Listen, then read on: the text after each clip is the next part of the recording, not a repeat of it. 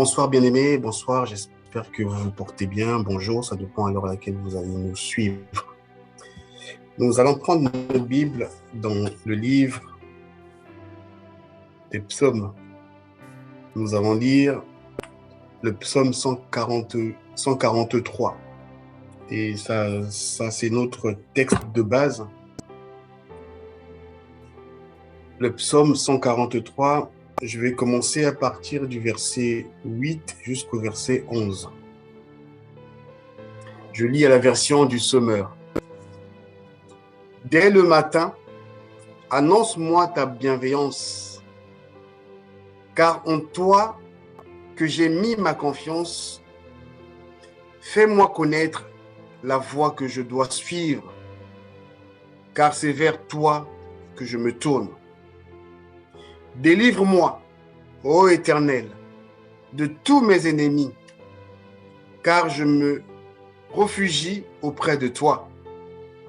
Enseigne-moi à accomplir ce qui te plaît, puisque tu es mon Dieu.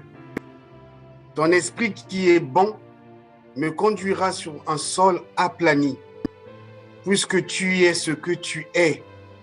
Ô Éternel, garde ma vie, toi qui es juste. Délivre-moi de mes angoisses. Dans ton amour, tu chasseras mes ennemis et tu feras périr tous mes persécuteurs, puisque je suis ton serviteur. Bien-aimé, depuis ce matin, je me disais, mais qu'est-ce que je vais dire, Seigneur, ce soir? Je n'ai aucune parole, Père. Donne-moi la capacité de transmettre ta parole. Et le Seigneur me fait comprendre que dès le matin, tout un chacun de nous doit avoir pour habitude de se retourner vers Dieu, de regarder à Dieu. Nous sommes nombreux, bien-aimés. Des fois, nous oublions. Le fait est que nous respirons, nous croyons que la vie, elle est faite pour nous. Raison pour laquelle nous sommes souvent surpris lorsque des calamités arrivent. Et pourtant, la Bible nous a déjà signalé toutes ces choses. Dieu, dans sa bonté, nous avait déjà dit ces choses. Il dit, prenez courage, prenez garde, parce que vous aurez des événements, il y aura des tribulations. Pour la simple et bonne raison, on n'a pas souvent pour habitude, dès le matin, de se confier à ce Dieu. Dès le matin, de demander à ce que le Seigneur puisse nous annoncer des choses qui vont arriver. Et David, dans son cœur, raison pour laquelle je dirais peut-être pas que Dieu n'aurait... Je dis peut-être, est-ce que Dieu regardait vraiment ses agissements ou regardait le cœur de David? Parce que David avait vraiment un cœur d'enfant. David savait retourner auprès de son père pour pouvoir chercher la voie. Il dit dès le matin, annonce-moi ta bienveillance. Car c'est toi, il dit, il reconnaît Dieu. Il dit, car c'est en toi que j'ai mis ma confiance.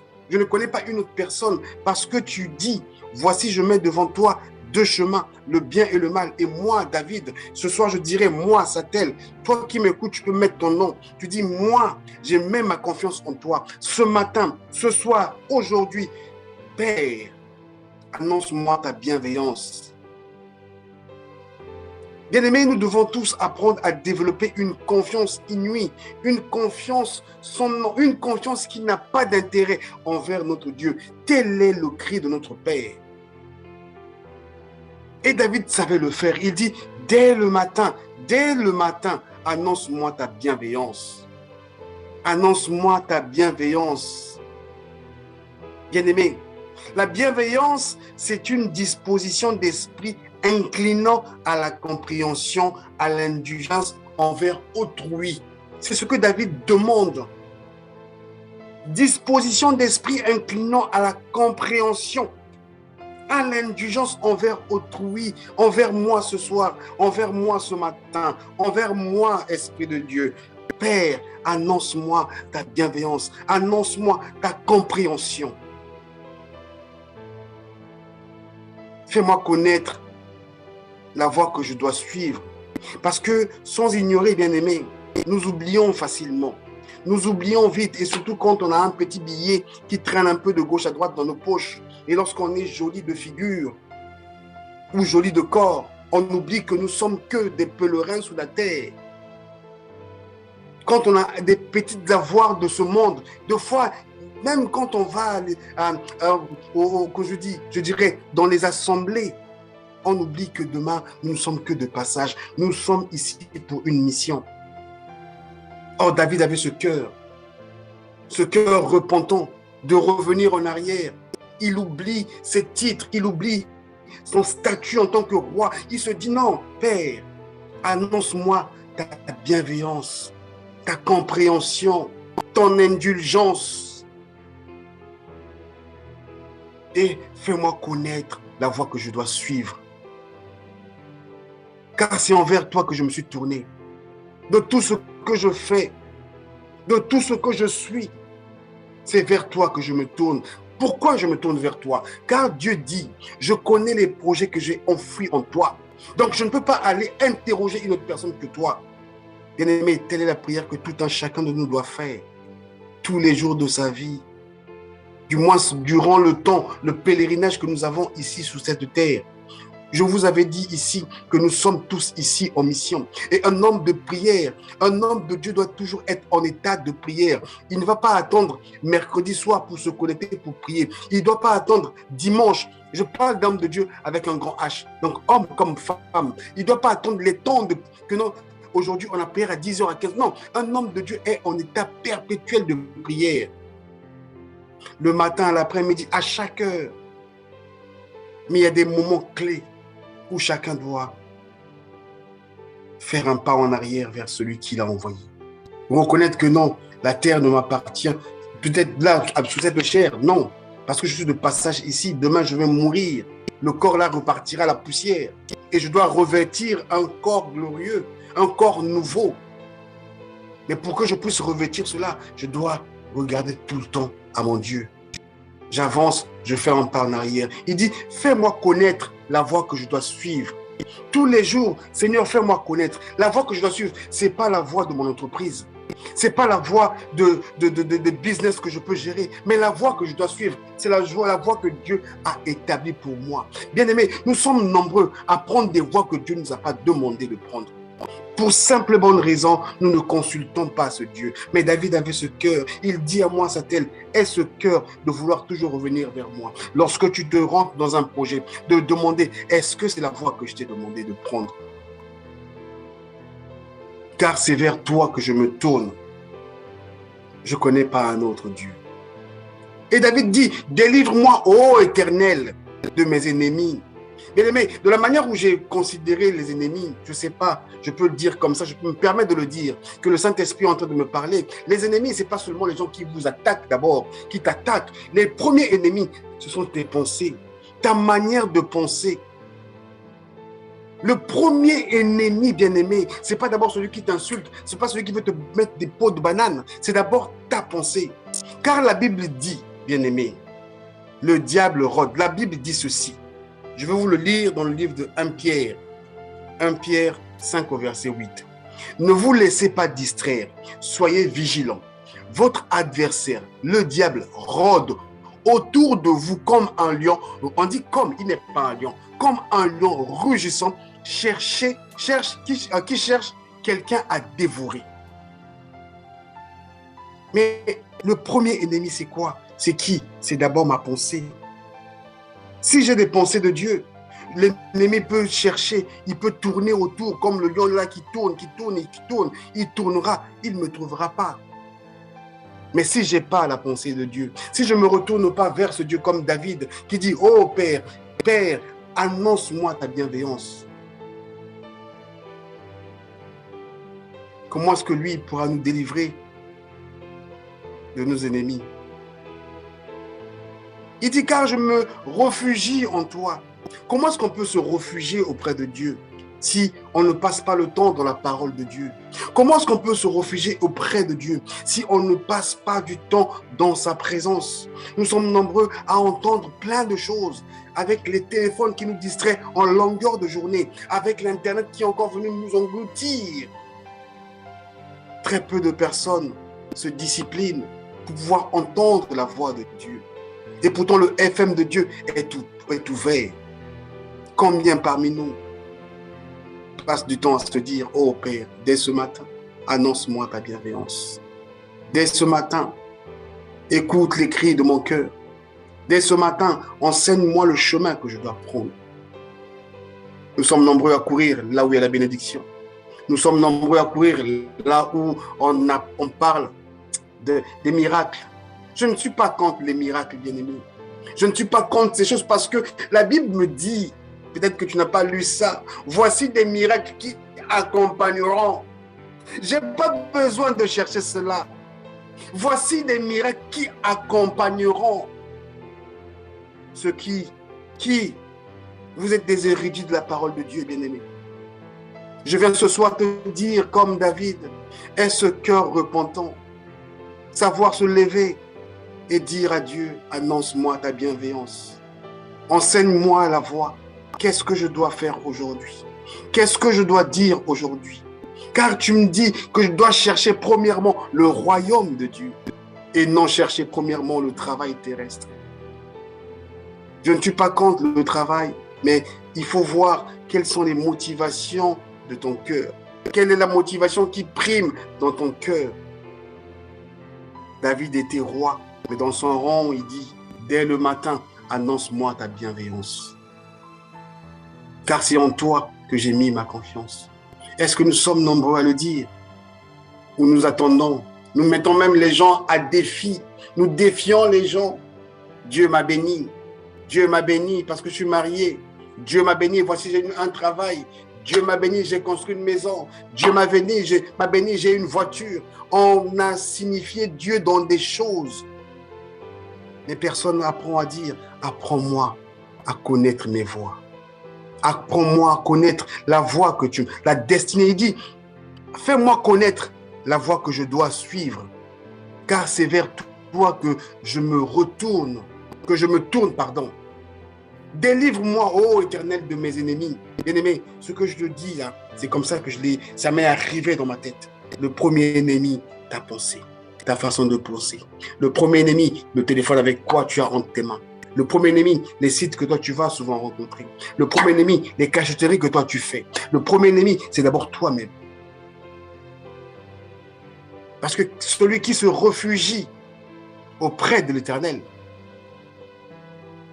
ces pensées négatives ne pourront jamais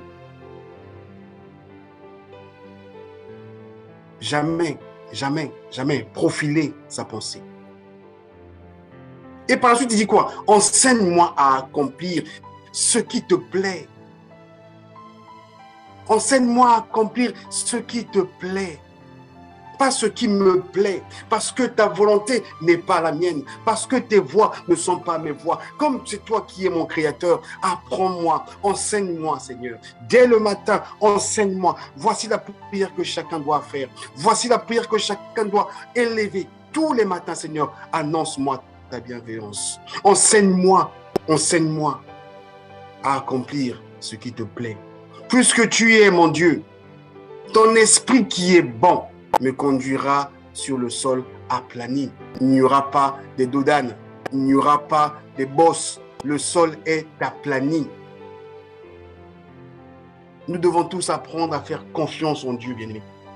Nous devons tous apprendre à faire confiance en Dieu, bien-aimé, quelle qu'elle soit la situation dans laquelle tu traverses. Ce que je dis me semble facile aussi, mais Seigneur de gloire, il m'est témoin.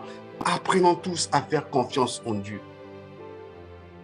Apprenons à faire confiance en Dieu, bien-aimé. La confiance en Dieu se définit face aux problèmes, face aux difficultés que chacun peut rencontrer.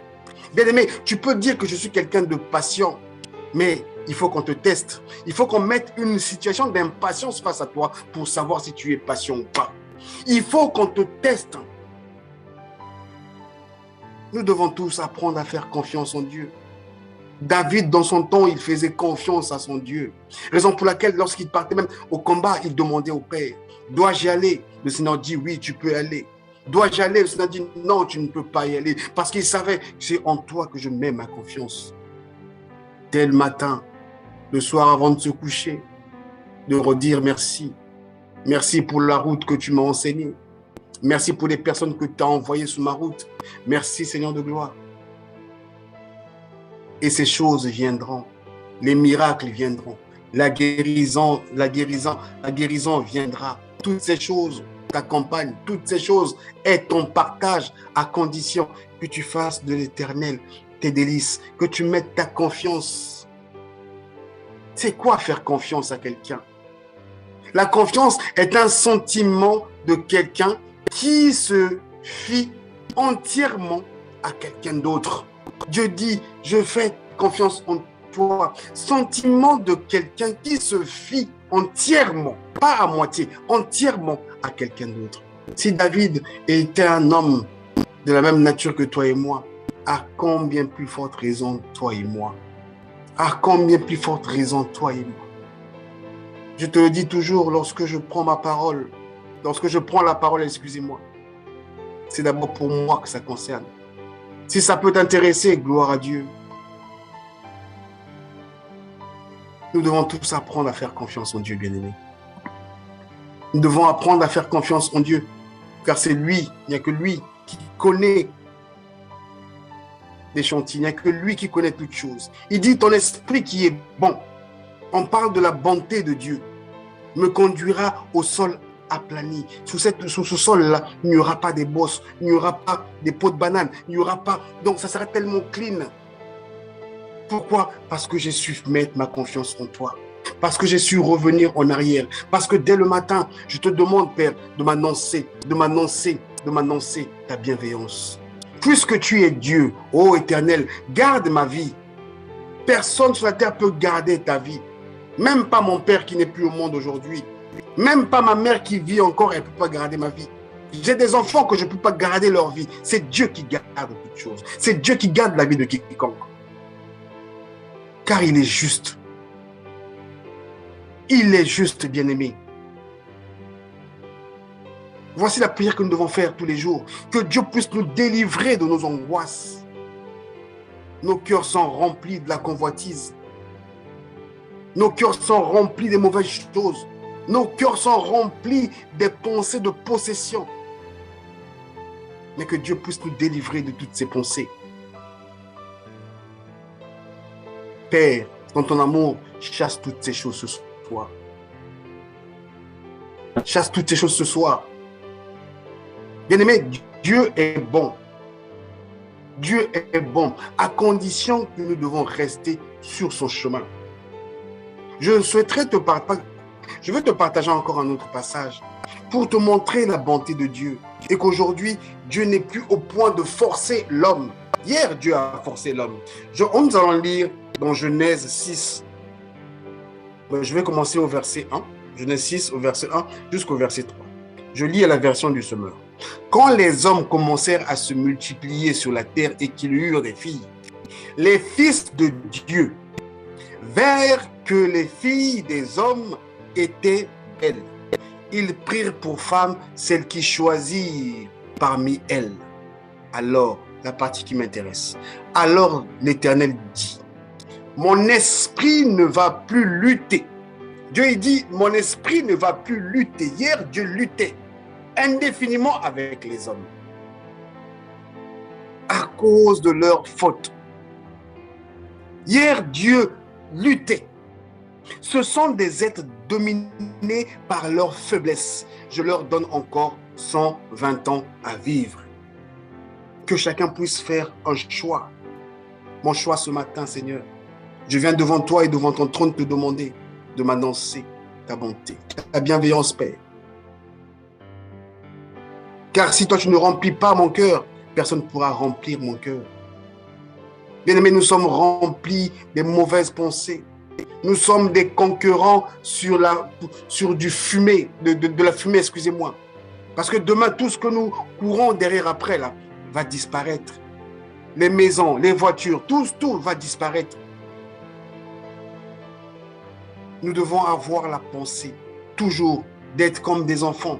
Un enfant, quel qu'il soit, peut partir, s'amuser, reviendra voir ses parents, reviendra dans la maison familiale. Avoir toujours ce cœur, ce cœur repentant.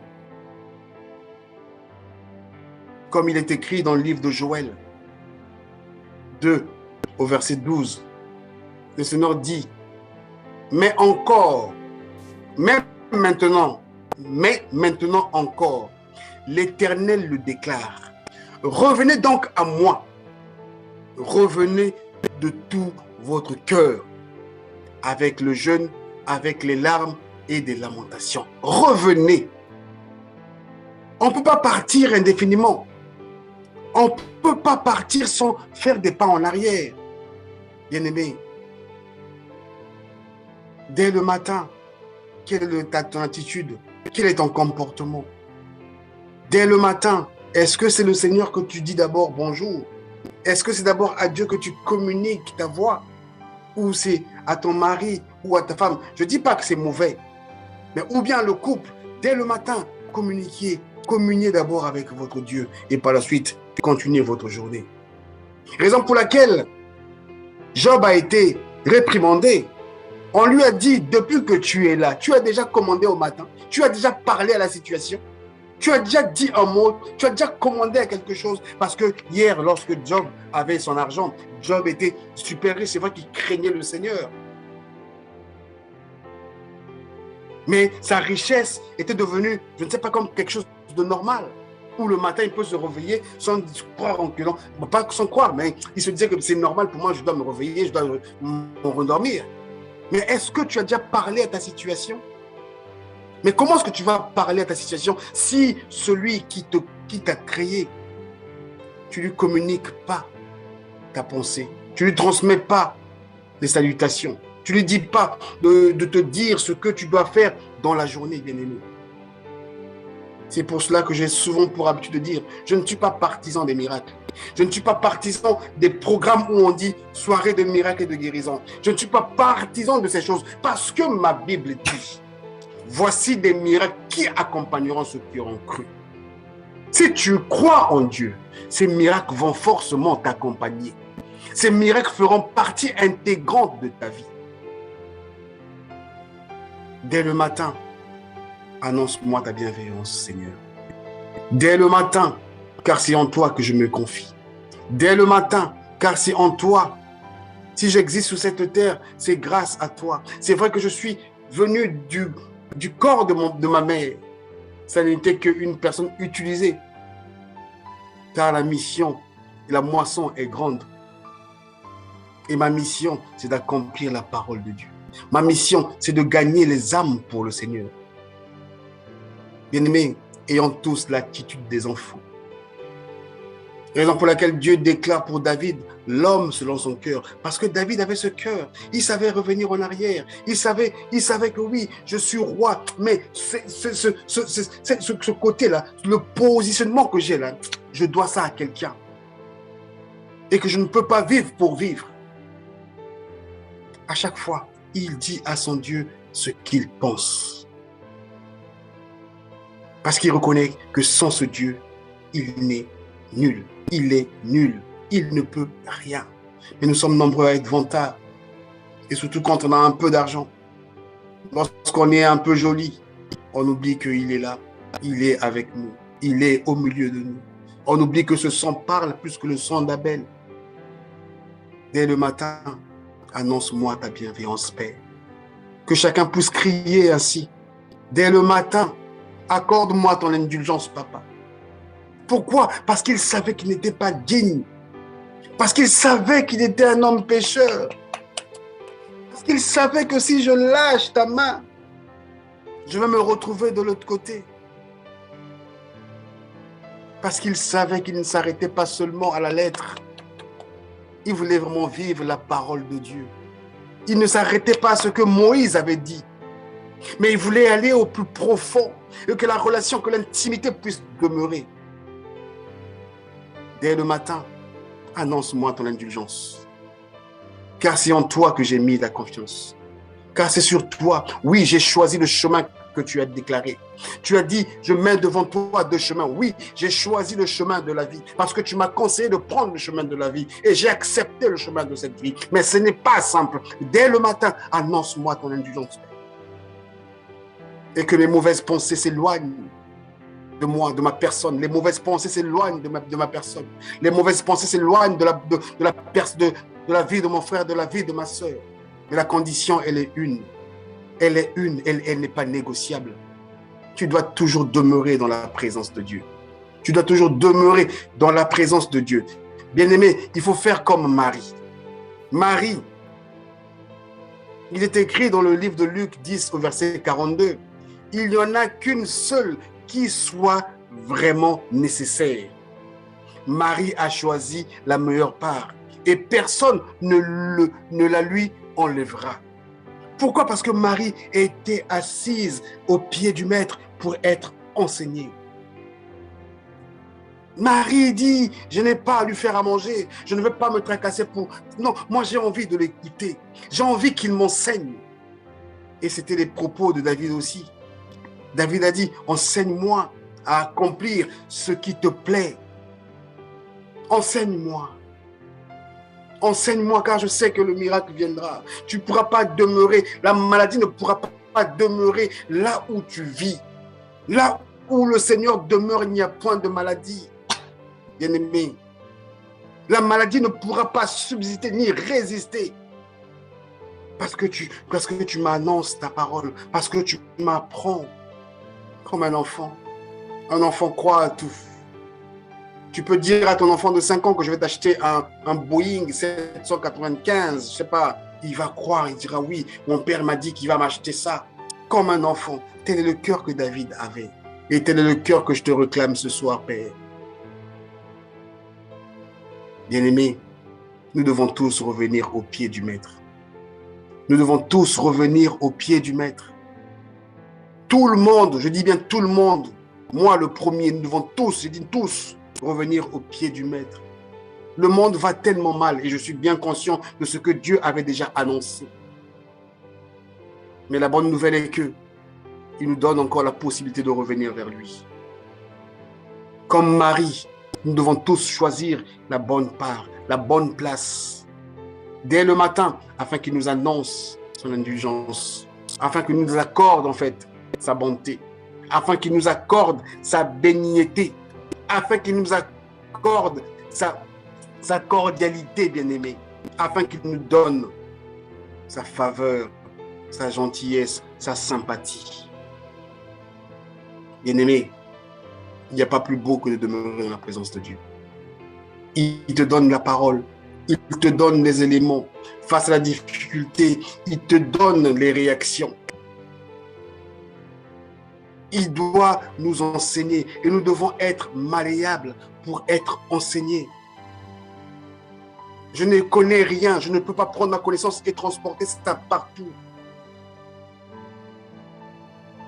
Bien-aimés, nous devons tous avoir un cœur repentant. Nous devons tous avoir un cœur obéissant. Le véritable ennemi, le plus grand ennemi, c'est d'abord ce qui se passe dans ta tête. Le plus grand ennemi, ça peut être ton portable. Je dis oui, mais c'est qui prend le téléphone? Qui s'amuse avec le téléphone? Ce sont mes pensées qui me poussent à aller toucher. Mais je peux me discipliner. Je peux me discipliner. Pareil pour la télévision. Si je reste 3, 4, 5 heures, du moment où je peux faire quelque chose avec le Seigneur, je peux lire un livre qui peut m'édifier. David savait, il avait ses heures, il avait ses moments. Et pourtant, lorsqu'on lit, on dit qu'il était un homme de sang. Mais quelque part, Dieu dit, c'est un homme selon mon cœur. David avait un cœur repentant. Dès le matin, annonce-moi ta bienveillance. Bien-aimé, tel est le cri de mon cœur ce soir. Ce que je veux te partager, je voulais te partager, c'est ça. Dès le matin, que Dieu annonce, il t'annonce sa bienveillance. Bien-aimé, soyons tous comme David. C'est un modèle parce qu'il est écrit. Ces choses ont été écrites pour nous servir de modèle, d'exemple. Et quelque part, nous avons tous reçu la promesse de Jésus. Il dit que nous ferons des choses beaucoup plus grandes que lui. Voici le modèle. Voici l'exemple. On ne doit pas être éloigné de Dieu. On doit être les amoureux de Dieu. Pour être amoureux de Dieu, on doit avoir le cœur de David.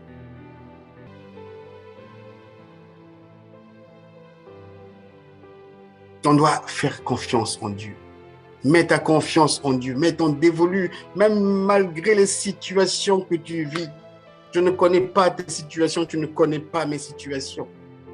Mais nous n'avons qu'une seule solution, c'est auprès de lui. Il dit, c'est auprès de moi, donnez-moi tout. Vos fardeaux, déposez-la. Oui, à mes pieds, déposez-la. Et le reste, nous verrons sa gloire. Nous verrons sa gloire. Bien-aimés, nous vivons dans un monde où aujourd'hui, le paraître a pris la place de l'être. Le paraître a pris la place de l'être. Tout le monde commence à vouloir paraître. Nous sommes comme dans un cinéma où chacun doit jouer son rôle. Mais avec notre Père, ce n'est pas le cas. Nous ne jouons pas le rôle avec Dieu. Nous participons avec lui. Et David participait avec lui. David connaissait son Créateur. Raison pour laquelle il le disait ces choses. Nous sommes nombreux à chanter les psaumes de David. Mais quelle différence y a-t-il entre David et toi aujourd'hui? Quelle différence y a-t-il entre David et moi aujourd'hui? Père, dès le matin, annonce-moi ta bienveillance. Annonce-moi ta bénignité. Annonce-moi ta sympathie. À toi seul la gloire au siècle des siècles. Amen.